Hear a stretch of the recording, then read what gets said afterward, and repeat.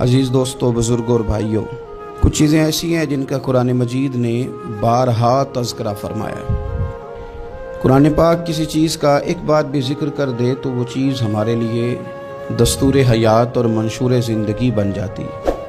لیکن اگر اللہ تبارک و تعالیٰ کسی چیز کا بار بار تذکرہ فرمائے تو معنی یہ ہے کہ اس کی ہمیں بہت ہی زیادہ ضرورت ہے۔ ان چیزوں میں سے ایک چیز صبر ہے۔ قرآن پاک نے 100 سے زیادہ مرتبہ صبر کا تذکرہ فرمایا۔ اتنی بڑی بات کو سمجھیے گا کہ 100 سے زیادہ مرتبہ قرآن پاک نے تذکرہ کیا ہے صبر کا، اور مختلف انداز میں۔ کہیں فرمایا کہ وَبَشِّرِ الصَّابِرِينَ، اے محبوب صبر کرنے والوں کو خوشخبری سنا دیجیے۔ کہیں فرمایا اِنَّ اللَّهَ مَعَ الصَّابِرِينَ، بے شک اللہ صبر کرنے والوں کے ساتھ۔ تو مختلف انداز میں، مختلف طریقوں سے اللہ تعالیٰ نے صبر کا تذکرہ فرمایا۔ سوسائٹی کے اندر، معاشرے کے اندر اور مسلمانوں کے اخلاقی رویوں کے اندر اگر صبر کو داخل کر لیا جائے تو ہم محسوس کریں گے کہ ہماری زندگی نہ صرف یہ کہ آسان ہو گئی ہے بلکہ محبتوں والی ہو گئی ہے، چاہتوں والی ہو گئی ہے۔ ہمارے رشتے ایک دوسرے سے ٹوٹ نہیں رہے بلکہ بننا شروع ہو گئے۔ تھوڑا سا صبر بہت ساری چیزوں کو ٹوٹنے سے بچا لیتا ہے۔ قرآن مجید کی جو آیت کریمہ میں نے تلاوت کی، یہ سورہ آل عمران کی آخری آیت ہے۔ اللہ تعالیٰ نے فرمایا یا ایھا الذین آمنوا اصبروا وصابروا، اے ایمان والو صبر کرو، صابر بنو۔ اے ایمان والو صبر کرو اور صابر بنو۔ کیا مطلب؟ پہلے صبر کا مطلب یہ ہے کہ اگر تمہیں کوئی ذاتی تکلیف پہنچے تو اس پر صبر کرو۔ وصابروا، اس کا معنی یہ ہے کہ اگر دشمن کے مقابلے میں کسی اور کی طرف سے کوئی تکلیف آئے تو اس پر بھی صبر کرو۔ پھر فرمایا ورابطوا، اور ہمیشہ کمر بستہ رہو، اسلامی سرحدوں کے پہرے دار رہو۔ واتقوا اللہ، اللہ سے ڈرتے رہو۔ لعلکم تفلحون، اس امید پر کہ اللہ تمہیں کامیابی عطا فرما دے، تم فلاح پا جاؤ۔ یا ایھا الذین آمنوا اصبروا وصابروا، اے ایمان والو صبر کرو اور صابر بنو۔ صبر کرو، صابر رہو، یعنی جو ذاتی تکلیف آئے اس پر بھی صبر کرو۔ اور مصابرہ کا معنی سامنے سے آنے والی تکلیف، اگر بیماری آ گئی، کوئی پریشانی آ گئی، کہیں کوئی اپنا دنیا سے چلا گیا تو یہ ذاتی تکلیف ہے، اس پر بھی صبر کرنا۔ اور اگر اپنوں نے، بیگانوں نے کوئی تکلیف پہنچا دی، کوئی اذیت دے دی، وہ اذیت کئی صورتوں میں ہو سکتی ہے۔ تانا بھی ایک اذیت ہے، طنز بھی ایک اذیت ہے، کسی شخص کے بارے میں غلط کلمہ کہنا بھی ایک اذیت ہے، اور مقابلے میں کھڑے ہو جانا، لڑائی کرنا، یہ بھی ایک اذیت ہے۔ اس پر بھی صبر کرو۔ ورابطوا، اور اس طرح کرو کہ کمر بستہ رہو، جد و جہد کرتے رہو۔ واتقوا اللہ، اللہ سے ڈرو۔ لعلکم تفلحون، تاکہ تم کامیاب ہو جاؤ۔ صبر جب آپ کرتے ہیں نا، اور صبر کا ارادہ کرتے ہیں تو اللہ تعالیٰ صبر کی توفیق بھی عطا فرماتا ہے۔ ہم نے یہ دیکھا ہے کہ ہمارے پاس نعمتوں کی کمی نہیں، ہمارے فریزر خوراک سے بھرے ہوئے ہیں، ہمارے دسترخوانوں پہ انواع و اقسام کی چیزیں چنی ہوئی ہیں، ہماری الماریوں میں کئی ہمارے لباس تیار شدہ لٹکے ہوئے ہیں، ہماری جیبوں میں ہماری ضرورت کا سرمایہ اللہ نے ہمیں دے دیا ہے۔ لیکن اس کے باوجود جو لوگ ایک دوسرے سے پیار نہیں کر پا رہے، جو ایک دوسرے کے قریب نہیں جا پا رہے، تو اس کی وجہ یہ ہے کہ صبر نہیں رہا، حوصلہ نہیں رہا، کسی چیز کو برداشت کرنا ہمارے مزاج کا حصہ ہی نہیں رہا۔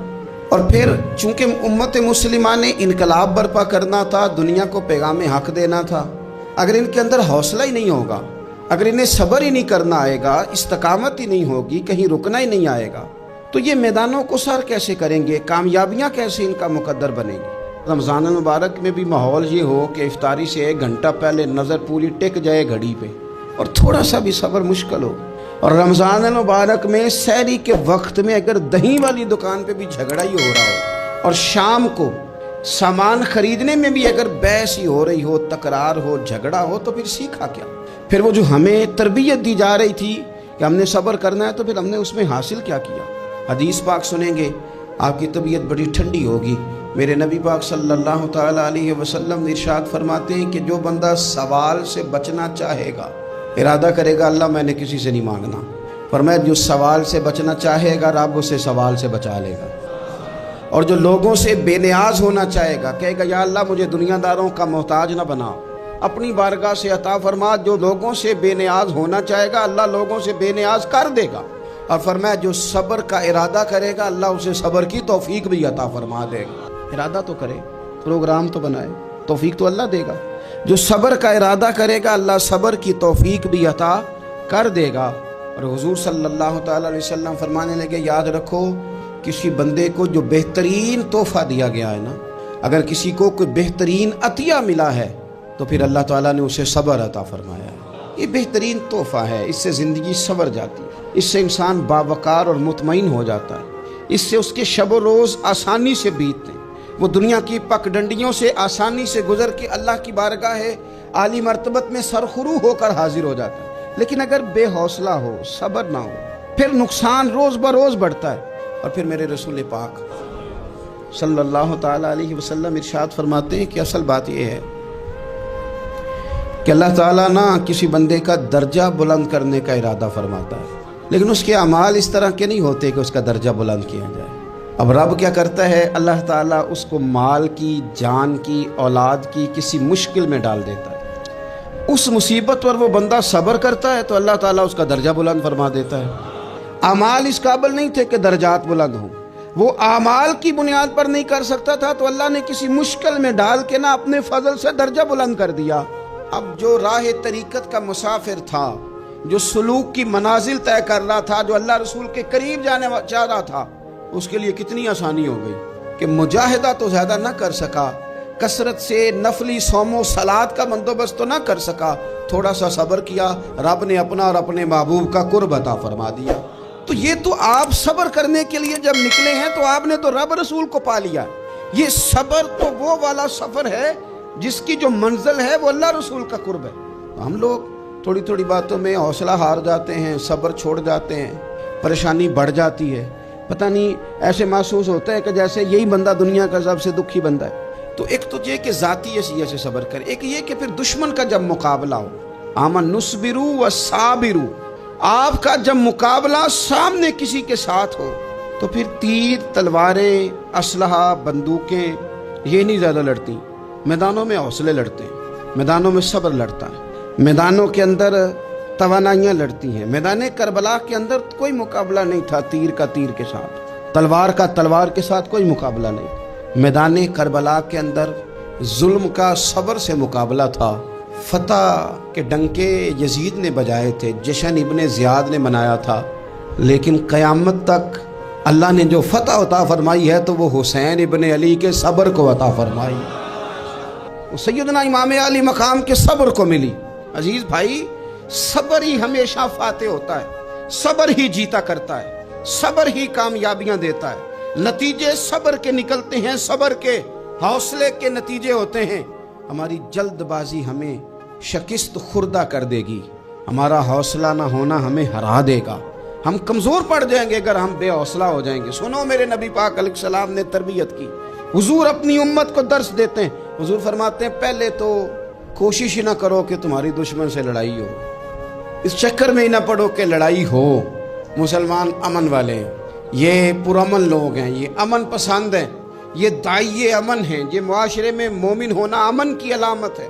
فرمایا پہلے تو یہ پروگرام ہی نہ بناؤ کہ تمہاری لڑائی ہو، اور فرمایا پھر اگر ہو جائے نا تو پھر صبر کے ساتھ مقابلہ کرو، پھر ڈٹ کے مقابلہ کرو، اور پھر یاد رکھو کہ یہ جو جنت ہے یہ تلواروں کے سائے میں ہے، جنت تلواروں کے سائے میں تمہیں ملے گی۔ پھر ڈٹنا سیکھو۔ پہلے تو بات یہ کہ تم یہ ارادہ ہی نہ کرو لڑائی، اور اگر کبھی ہو جائے لوگوں کو بتاؤ کہ ہیں ہم پرامن لوگ، پر دین کے لیے کھڑا ہونا ہو تو پھر ہم سے زیادہ کسی کو کھڑا بھی نہیں ہونا آتا، پھر ہم سے زیادہ کسی کے پاس طاقت بھی نہیں۔ حضرت مولا علی شیر خدا رضی اللہ تعالیٰ عنہ کے زمانے میں کفر کے ساتھ ایک جنگ ہو رہی تھی، تو کافروں نے نا جاسوس بھیجے کہ یار پتہ تو کرو مسلمانوں کی تیاری کس طرح کی ہے۔ تو جاسوس واپس جا کے کہنے لگا سمجھ کوئی نہیں آئی ان کی، وہ تو راہب قسم کے لوگ ہیں، صوفی قسم کے لوگ ہیں، وہ تو کٹے ہوئے ہیں دنیا سے، مسلوں پہ بیٹھ جاتے ہیں، رات کو تو لگتا ہے دنیا سے تعلق ہی کوئی نہیں، لیکن سویرے اٹھ کے میدان میں تلوار لے کے نکلتے ہیں تو لگتا ہے ان سے بڑا مجاہد ہی کوئی نہیں۔ یہ عجیب لوگ ہیں کہ رات کو مسلح پہ بیٹھے ہیں تو لگتا ہے کٹ گئے دنیا، یہ صوفی لوگ ہیں، درویش ہیں۔ یہی مسلمان کی شان ہے، ہو ہلکا یاراں تو برے شم کی طرح نرم، रिज़ में हक को बातिल हो तो फौलाद है मोमिन, इधर आ सितमगर हुनर आजमाए तू तीर आजमा, हम जिगर आजमाए।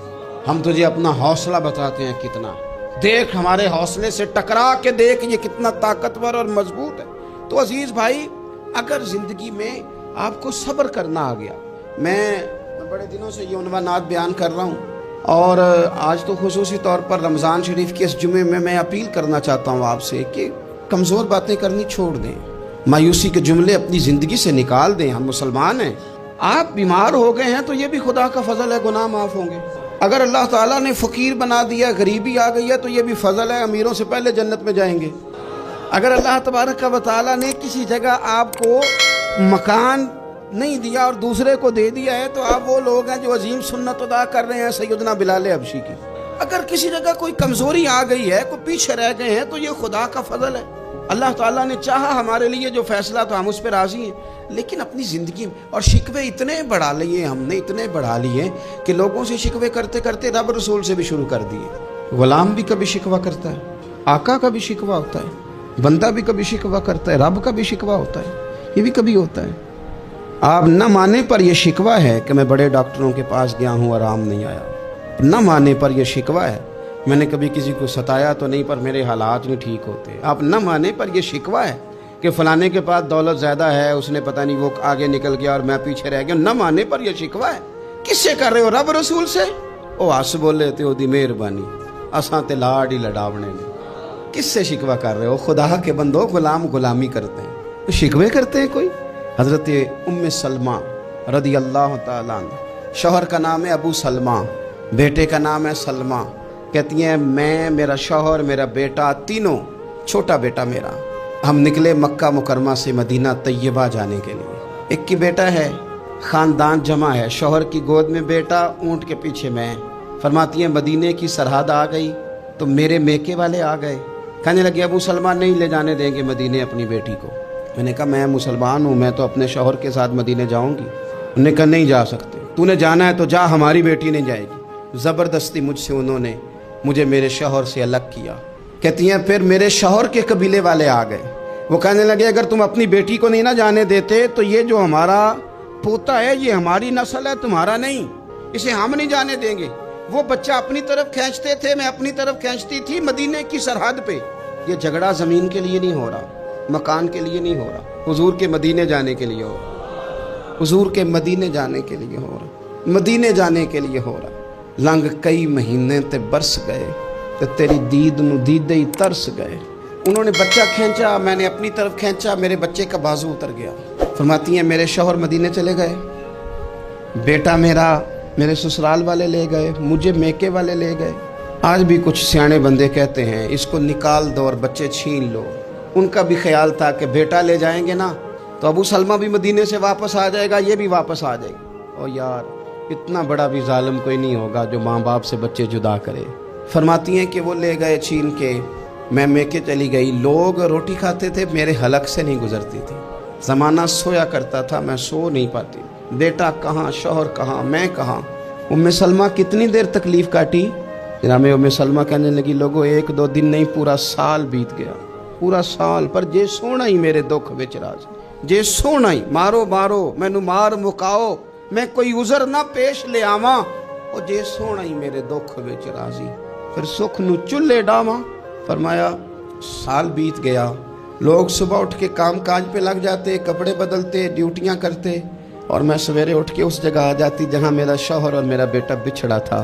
मैं सारा दिन रोती, आहुजारी करती, हुजूर के मदीने की तरफ मुंह करके मैं तड़पती। साल बीत गया, साल, एक हफ्ता नहीं निकलता बच्चों के बगैर। बड़े बड़े सियाने लोग परदेश जाते हैं तो बच्चों की फ़ोटो देख देख के रोते हैं। लेकिन कहती है माँ थी, बेटा बिछड़ा और फिर बेटा बीमार हो और माँ से जुदा हो, कितनी तकलीफ़ का मंजर है। आप फरमाती हैं कि एक साल बीत गया और मैंने किसी की मिन्नत नहीं की, मैंने कोई शिकवा नहीं किया, इसलिए कि जिस हाल में रब रसूल रखे। ये हौसला, ये सब्र, ये तवानाई। एक साल के बाद मेरे चचा का बेटा मेरे पास से गुजरा, तड़पते देख कर कहने लगा मेरी बहन तू सारा दिन रोती रहती है। तो मैंने कहा भाई तुम्हें क्या बताऊं, इसका शौहर चला जाए, बेटा जुदा हो जाए, وہ کیا کرے گی؟ فرماتے اس نے جا کے میرے باپ سے، اپنے والد سے، میرے خاندان والوں سے کہا اس کی سزا کب ختم ہوگی؟ اس غریبنی کا قصور یہ ہے کہ یہ مدینے والے کا کلمہ پڑھتی ہے، اس کی غلطی یہ ہے کہ یہ مسلمان ہو گئی ہے، دین حق قبول کر لیا، کیوں نہیں تم خیال کرتے؟ کہتے ان کے دل نرم ہوئے، وہ رضامند ہوئے مجھے مدینے جانے۔ پھر اس نے کوشش کی میرے سسرال پیغام بھیجے، کب بس کرو، اور بچہ تو چڑیا کا جدا ہو جائے تو وہ تڑپا کرتی ہے، اور تم نے ایک جیتی جاگتی ماں کا بیٹا جدا کیا ہے۔ وہ بھی نرم ہوئے، رب نے اسباب بنائے، میرا بیٹا مجھے ملا۔ کہنے لگے تو رہ جا۔ میں نے کہا نہیں، تم مسلمان نہیں ہو، تمہیں پتہ نہیں نا، میں یہاں نہیں رہ سکتی، مجھے مدینہ ہی جانا ہے۔ اکیلی اتنا سفر، جنگلوں کا رستہ، پہاڑی رستہ طے کر لو گی؟ میں نے کہا میں کر لوں گی۔ جنہوں ویک کے ٹھر دیاں اکھیاں نے تو جنہوں ویک کے ٹھر دا سینہ ہے۔ ربا تیری ساری خدائی چ ایک کی تے شہر مدینہ ہے۔ کہتی میں اونٹ پہ بیٹھی، بیٹا میں نے گود میں بٹھا لیا، میں سفر کرنے لگی، پر دل میں کھٹکا تھا کہ اتنا لمبا سفر، بیٹا چھوٹا ہے، کیسے کروں گی؟ کہتے مجھے عثمان بن طلحہ مل گئے، کہنے لگے کہاں جا رہی ہو بہن؟ میں نے کہا مدینے۔ کہنے لگے اکیلے جاؤ گی؟ میں نے کہا جانا تو ہے نا، کوئی ساتھ چلے نہ چلے پر شہر رسول تو جانا ہے نا۔ آپ فرماتی ہیں میں نے عثمان بن طلحہ سے نیک بندہ کوئی نہیں دیکھا، میرے اونٹ کی لگام تھام لی۔ جب مجھے اونٹ پہ بٹھاتے تھے نا، اونٹ بٹھا کے چلے جاتے تھے، میں بیٹھ جاتی تھی تو آ کے لگام تھامتے تھے۔ جب کہیں مجھے اتارتے تھے تو اونٹ بٹھا کے چلے جاتے تھے، میں اتر جاتی تھی تو اونٹ کو باندھتے تھے۔ سونا ہوتا تھا تو اونٹ بٹھا دیتے، میں اتر جاتی، وہ دور جا کے لیٹ جاتے۔ فرماتی تھی پھر میرے لیے میرے رب نے اسباب پیدا کیے اور میں مدینہ پہنچی، میں شوہر سے ملی، اور لوگوں میرے نصیب دیکھو، میں رہنے کہاں لگی؟ حضور کے مدینے میں، شہر رسول میں، شہر رہ پائے نظر ہوش میں آ، یہ کوہ نبی ہے۔ میں حضور کے حرم کی زمین اور قدم رکھ کے چلنا، ارے سر کا موقع ہے او جانے والے، مدینے کے خطے خدا تجھ کو رکھے، غریبوں فقیروں کے ٹھہرانے والے۔ کہتی ہے میں وہاں بسنے لگی۔ آپ فرماتی ہے مسلمانوں، شاید مجھ سے زیادہ تکلیف کسی نے نہ سہی ہو، پر دیکھو 1 سال پورا میں تکلیف میں رہی، اور جب میرا صبر سال کو پہنچا، صبر کی عمر 1 سال ہوئی، تو پھر رب نے بندوبست کیا۔ پھر میرے گھر والے بھی نرم ہو گئے، سسرال والے بھی نرم ہو گئے، رب نے میرے آنے جانے کے لیے ایک بندے کا بندوبست بھی فرما دیا۔ پھر میرا شوہر تک بھی میں پہنچ گئی، مجھے مدینہ الرسول بھی نصیب ہوا۔ 1 سال میں نے صبر کیا تھا، رب نے مجھے مستقل مدینے کا ٹھکانہ عطا فرما دیا۔ لیکن جو بندہ صبر ہی نہ کر پائے، جو صبر ہی نہ، جو کہ جی بڑی دور سے آیا ہوں، بڑی دیر ہو گئی، بڑا ٹائم ہو گیا، کب جا کے مسئلہ حل ہوگا؟ وہ جو آپ نے بتایا تھا وہ تعویذ کب اثر کرے گا؟ وہ دعا کب قبول ہوگی؟ وہ فلانا معاملہ کب؟